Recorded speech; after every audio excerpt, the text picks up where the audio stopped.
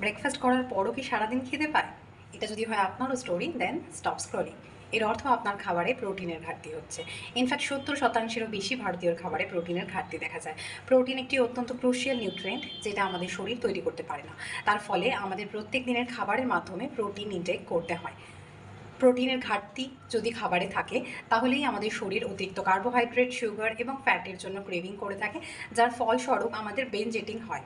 তো এটা থেকে বাঁচার একটা স্মার্ট টেকনিক হলো প্রত্যেকবার খাবারের সাথে, যেমন 3টে মেজর মিল রয়েছে, ব্রেকফাস্ট, লাঞ্চ ও ডিনার, কার্বোহাইড্রেটের সাথে একটা রাইট প্রপোর্শনে যদি আমরা প্রোটিন অ্যাড করে থাকি, তাহলে খিদের সাথে সাথে আমাদের নিউট্রিয়েন্ট ফুলফিলমেন্টও হয়ে থাকবে, যার ফলে আমরা বিঞ্জ ইটিংয়ের হাত থেকে নিজেকে বাঁচাতে পারবো। তো এরপর যদি আপনার সুগার ক্রেভিং কখনো হয়, বুঝতে হবে যে সেটা প্রোটিনের ঘাটতির ফলে হচ্ছে। তো প্রোটিনের সাথে বন্ধুত্ব করুন এবং বিঞ্জ ইটিংয়ের হাত থেকে নিজেকে বাঁচান।